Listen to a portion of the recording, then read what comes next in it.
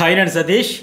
ఈ ప్రోమో గురించి అట్లాగే ఇవాళ ఎపిసోడ్లో ఎవరెవరికి ఏ వీడియోల మీద ఏ కోటింగ్లు ఇచ్చారు దేని గురించి మాట్లాడారు క్లియర్గా మాట్లాడుకుందాం.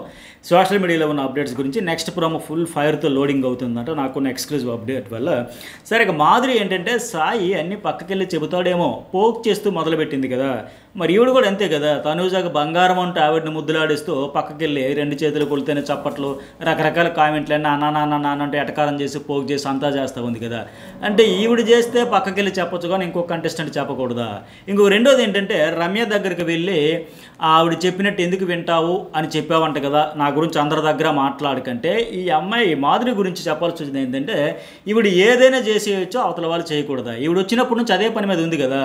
రీతు డిమోన్ ఒకలా ఉంటే క్లోజ్గా ఉంటే ఈవిడికి ఎందుకు వాళ్ళ గురించి అందరి దగ్గర మాట్లాడుతూ వచ్చింది కదా. అట్లాగే తనూజ భరణి గురించి కూడా ఎందుకు, అలాగే దివ్య సంజన గురించి, అట్లాగే భరణి దివ్య గురించి. దివ్య కూడా వచ్చాక గేమ్ మారిపోయింది, భరణితో పదే చెప్పింది కదా అందరి గురించి కూడా. వాళ్ళు బాండ్స్ గురించి వాళ్ళు ఫేక్, ఇక్కడ బాండ్స్ కలుపుకుందానికి వచ్చారా గేమ్ ఆడడానికి వచ్చారా అని చెప్పేసి అందరి గురించి మాట్లాడి మళ్ళీ ఈవిడ దగ్గరికి వచ్చేసరికి నువ్వు ఎందుకు అక్కడ ఇక్కడ చెబుతున్నావు అంట నా దగ్గరికి అందరి గురించి మాట్లాడకని చెప్పడం చూస్తే విచిత్రంగా ఉంది కదా. ఇప్పుడు సాయిని ఎందుకు ఆవిడ ఒక్కదాని దగ్గరికి వెళ్తావు అని అడుగుతూ వీళ్ళలో ఉండే స్పెషాలిటీ ఏంటంటే చాలా విచిత్రమైన బిహేవియర్ ఉంటుంది ఈవిడది. ఈవిడ వాయిస్ రేజ్ చేసేస్తుంది, అవతల వాళ్ళకి వాయిస్ తగ్గించు అంటుంది. ఈవిడ మైండ్లెస్గా మాట్లాడుతూ ఉంటుంది. మళ్ళీ నీకు మైండ్ ఉందా అని అడుగుతుంది. నీ గేమ్ నువ్వు వాడుకోవడానికి వచ్చావంటే ఇక్కడ చెప్పడానికి వచ్చావంటే ఇవన్నీ చెప్పే ముందు ఈ స్టేట్మెంట్స్ పాస్ చేసే ముందు ఇవన్నీ మనం చేసినవే. నిండా వాళ్ళలాగా పాత వాళ్ళలాగా ఒక 7 వారాలు లేవు. మనం వచ్చిన మొదటి వారం ఏవైతే చెప్పామో ఏవైతే చేసామో అవన్నీ ఇప్పుడు మిగతా వాళ్ళు తప్పులుగా ఎంచడం అరవడం ఈ డామినేటింగ్ మైండ్ సెట్ చూస్తే చిత్రంగా లేదు, చాలా విచిత్రంగా లేదు. ఎంతసేపు నువ్వు వాయిస్ రేజ్ చేయకండి, ఈవిడో వాయిస్ రేజ్ చేస్తే వాళ్ళు సైలెంట్గా ఉండాలి. రీతి మీద అరుపులు, సాయి మీద అరుపులు, రమ్య మీద అరుపులు, దివ్య మీద అరుపులు, అందరూ కళ్యాణ మీద అరుపులు, అందరి మీద ఈవిడే వాయిస్. అంటే వాయిస్ ఒక్క ఈవిడికే ఉంది, ఈవిడ మాత్రమే రేజ్ చేయాలని ఒక స్పెషల్ పవర్గానే ఇచ్చాడు అండ్ బిగ్ బాస్. అందుకే ఈ అతి భరించలేకే ఇప్పటికే ఇంటా బయట ఆడియన్స్లో అయితే 1% ఓవరాల్గా ఎట్లా అయిందంటే ఏదో సామెత చెప్పినట్టు ఉంటుంది, పేనుకు పెత్తనం ఇస్తే తలంతా గొరికింది అంటారు కదా. అట్లా ఈవిడికి అవకాశం ఇవ్వడం వల్ల మొత్తం షోకే ఎసరు పెట్టేస్తుంది. షో మీద విపరీతమైన నెగిటివిటీ ఆవిడ ఇటు పర్సనల్ లైఫ్లో చేసుకున్న రచ్చ వల్ల కొనసాగుతూ ఉంది. అది రిఫ్లెక్షన్ అయ్యి షోకే ఫుల్ డ్యామేజ్ ఎన్నడూ లేదు ఇంతలా. చాలామంది విషయంలో చాలామంది కామన్ మ్యాన్ కేటగిరీల కింద తీసుకున్న అవకాశం ఇద్దామని అంత అగ్ని పరీక్ష చేసి సరే అందరికీ అవకాశం ఇస్తే మంచిది అన్నారు.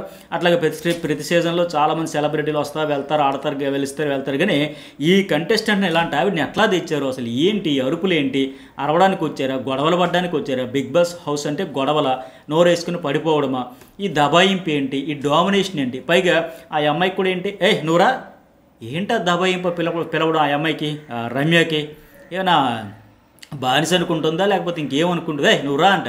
అదే టోన్తో అదే టెంపోతో అదే వాయిస్తో తిరిగా నేను వచ్చేది ఏంటి నీ అమ్మాయి ఏంటి తిరిగి రమ్య అంటే మొహం ఎక్కడ పెట్టుకుంటుంది ఆవిడ? ఎందుకో మామూలుగా అయితే రెబల్ అన్నట్టుగా ఉంటుంది ఆ పిల్ల రమ్య. మరి ఎందుకో చాలా పద్ధతిగా మన రాజమండ్రి స్లాంగ్తో చెబుతామని తప్ప సాయి ఒక్కడే చెప్పానని చెప్పలో నలుగురు మీ చుట్టే తిరుగుతున్నాను అంటున్నారు అవునా అని ముద్దుగా అడిగాను, చాలా ముద్దుగా చెబుతుంది తప్ప అక్కడ అలా చెప్పాల్సిన పనిలే. టిట్ ఫర్ టాట్, తమలపాకుతో నువ్వు ఒకటంటే ఏదో తలుపు చెక్కతో నేను ఒకటి ఇస్తాను మాదిరికి ఇచ్చి పడేయాలి తప్ప అంత స్మూత్గా అడగాల్సిన పని లేదు. పైగా ఈ రమ్య కూడా ఇవన్నీ చెప్పకుండా నీకు చెప్పానా అడిగానని అడుగుతుంది కదా మాధురి. ఇవన్నీ కాదు తనూజ చెప్పింది, సాయి చెప్పలేదు వీళ్ళని చెప్పాడు. అప్పుడు ఏమనేది ఆవిడ రియాక్షన్ చూడాలి మాధురి. ఊరికే ఒక ప్రాంక్లాగా ఒక బిస్కెట్ వేయాల్సిన మంట మీద మరింత పెట్రోల్ చల్లినట్టుగా ఎందుకంటే తనూజ దగ్గర సైలెన్స్, మిగతా అందరి దగ్గర వైలెన్స్. ఈవిడ రియాక్షన్ ఫేక్ గేమ్లో భాగంగా. పైగా ఈవిడ హౌస్లోకి వచ్చిన తర్వాత ఎవరి గురించి చెప్పట్లేదు, ఎవరి గురించి మాట్లాడట్లేదు.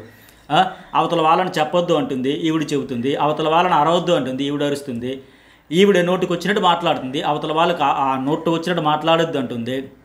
నేను ఈవిడే కదా ఆ రీతితో మాట్లాడిన తీరు గురించి కూడా మాట్లాడుతూ ఆ డీమోన్కి ఏంటి హ్యాండ్ గెస్చర్స్ ఏంటి. నెక్స్ట్ వీడియోలో నేను చెప్పే కదా ఫైర్తో లోడింగ్ అవుతుంది, ఆ వీడియోలో కూడా ఈ కోటింగ్ కూడా ఉంటుందంటే ఏంటమ్మా హ్యాండ్ గెస్చర్స్ ఏంటి, ఆ చెప్పే విధానం ఏంటి. పైగా ఎంతసేపు ఆయన గెలిపించడానికి వచ్చింది, ఆవిడ మీద నాకు నమ్మకం లేదు.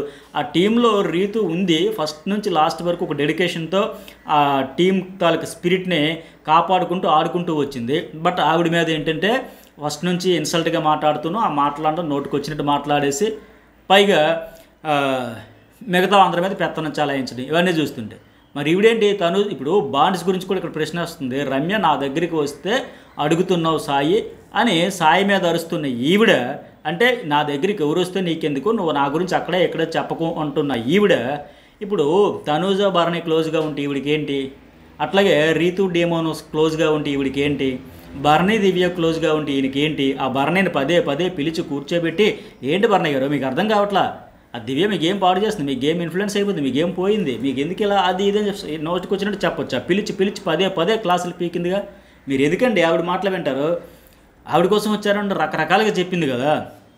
సో నిన్న కూడా ఏంటి జుట్టు పట్టి నేలకేసి కొట్టేసేదాన్ని ఈ వీడియో కూడా ప్లే చేసి మరి క్లాస్ పీకారంట.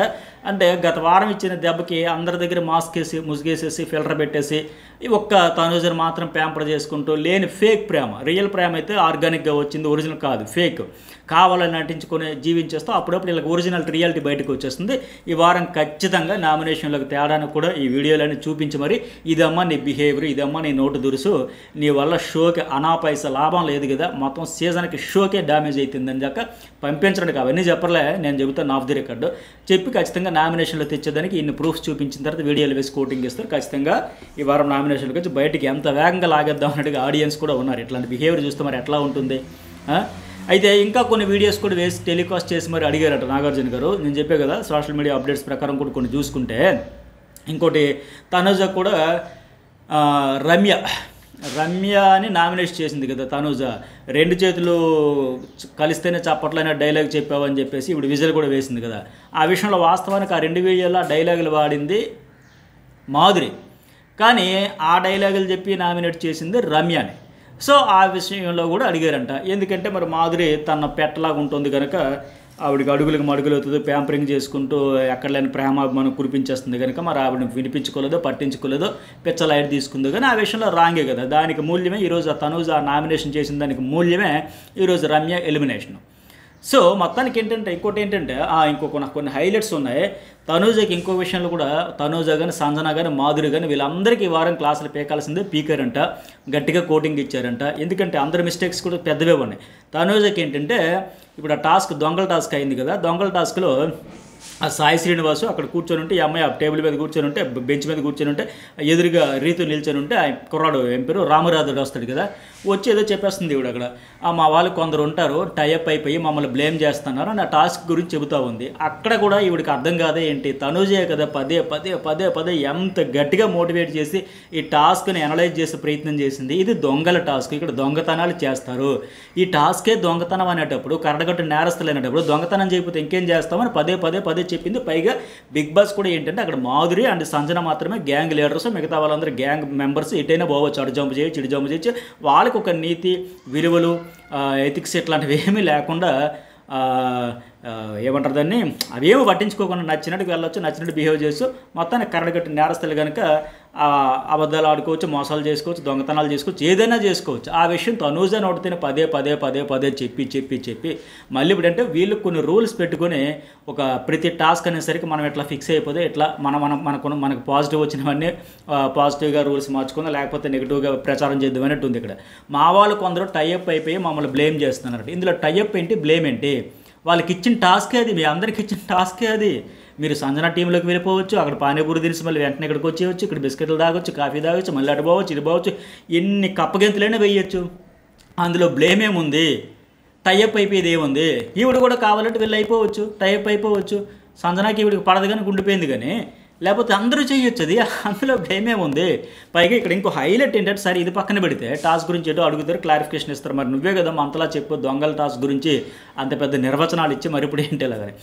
అన్నింటికంటే ఆ మాటలు మాట్లాడుతుండేటప్పుడు ఆ రామురాధుడు వచ్చి కూర్చుంటే ఆ కుర్రాడు ఒక మాట కూడా అనుకుంటే అలా కామ్గా వచ్చి కూర్చుంటే ఏం మాట్లాడుతుందని వెంటనే ఎంత దారుణంగా అంటే మనుషులు ఎంత చులకనగా చూస్తారని మాదిరిగా ఎంత నాన్సెన్స్ ఉన్నాడంటే మధ్యలో వస్తాడు ఏదైనా సీరియస్ డిస్కషన్ అని, ఏమంత సీరియస్ డిస్కషన్ ఆయన మధ్యలో కూర్చుంటే ఈ పక్క నుంచి ఇలా చెప్పొచ్చు కదా, ఈ పక్క నుంచి చెప్పొచ్చు కదా, కొద్దిగా వెనక్కి జరుగురా అని చెప్పొచ్చు కదా, ఆ సాయి శ్రీనివాస్కి చెబుతుంటే ఆ కుర్రాడు వచ్చి కూర్చుంటే ఎంత నాన్సెన్స్ ఉన్నాడంటే అక్కడ టక్కన లేచి వెళ్ళిపోతూ ఉంటుంది.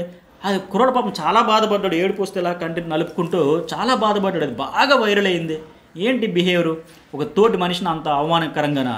ఆ రీతి కూడా అక్కడ దెబ్బకి నేను రావచ్చా రాకూడదు అంటే నువ్వు రావద్దు అనిట్లే. అదే ఒకవేళ రామురాధుడి ప్లేస్లో కళ్యాణ్ వచ్చి కూర్చుంటే ఇవిడ అట్లాగే ఉంటుందా, ఒక మాధురి వచ్చి కూర్చుంటే అట్లాగే ఉంటుందా, అలాగే ఉంటుందా, మాట్లాడుతుందా, తప్పు కదా. ఆ పిల్లాడు పని వచ్చి అడిగాడా, నేమైనా డిస్టర్బ్ చేశాడా, మీ టాపిక్ ఏంటి అన్నాడా, వచ్చి సైలెంట్ కూర్చుంటే ఒక మనిషి పట్ల అంత చులకన భావం ఉంటే ఎట్లా.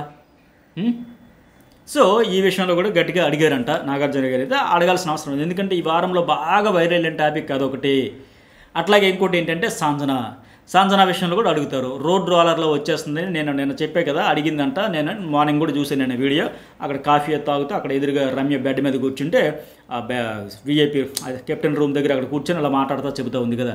సో అది కరెక్ట్ కాదు కదా, రోడ్ రోలర్లో వచ్చేస్తుంది. అలాగే ఇలా ఉంది, నేను టాస్క్లో ఎందుకమ్మా సంజన దివ్యకు తప్పించావంటే ఇలా ఉందని 2 సార్లు ఆ బాడీ లాంగ్వేజ్తో చెబుతూ బాడీ షేమింగ్కి పాల్పడింది.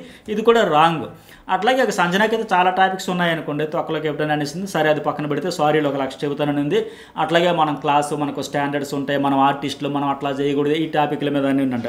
అట్లాగే కళ్యాణ్కి మరి అప్పుడు డీమోను అండ్ నువ్వే ఒప్పుకున్నావు కదా మోసం చేశాను అదంటే, పైగా సరే నువ్వు మోసం చేసావు, నువ్వే ఒప్పుకున్నావు, కానీ తనూజ నామినేట్ చేస్తానని కార్డు తీసుకుని సంజనాన్ని ఎందుకు చేసావు? అసలు తనూజకి అందరికీ ఆ వీడియో చూపిస్తారు, అంటే ఎందుకు నామినేట్ చేస్తున్నాడు ఏంటనే మరి చూపించలేదో చూద్దాం.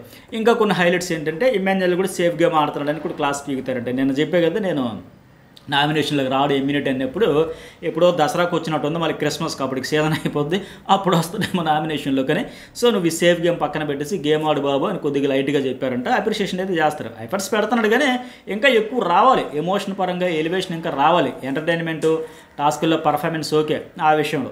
ఇవి ఈరోజు చూడబోతున్న అప్డేట్స్. మరి మాధురి వర్సెస్ రీతు కానీ, మాధురి వర్సెస్ సాయి కానీ, మాధురి వర్సెస్ రమ్య కానీ, మాధురి వర్సెస్ అదర్స్ అని చెప్పొచ్చు.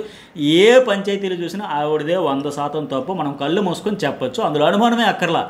ఈ బిహేవియర్ భరించలేక, ఈ అరుపులు భరించలేక ఈ వారం ఎలాగైనా నామినేషన్లకు తేవాలని మీరు కూడా కోరుకుంటే ఖచ్చితంగా మెసేజ్ పెట్టండి. అలాగే ఈ వీడియోకి ఎంతవరకు లైక్ చేయని వాళ్ళు ఒక లైక్ కొట్టేసేయండి. అట్లాగే ఈ సీజన్ ముగిసే సమయం కన్నా 1 లక్ష సబ్స్క్రైబర్స్ అయితేనేమో చూద్దాం. మీరు సపోర్ట్ చేస్తే మీరు మనస్ఫూర్తిగా అయిపోద్ది సార్ అనుకుంటే అయిపోద్ది. నాకు గత సీజన్లో నేను అసలు ఎక్స్పెక్ట్ చేయలే, చాలా వేగంగా న్యూస్ బౌల్కి సంబంధించి ఒక బెంచ్ మార్క్ దాటింది. 5 లక్షల పైన ఎంతో 5,50,000 చాలా స్పీడ్గా దాటింది అట్లా. సో మరి మీకేమనిపించింది మెసేజ్ అయితే పెట్టండి.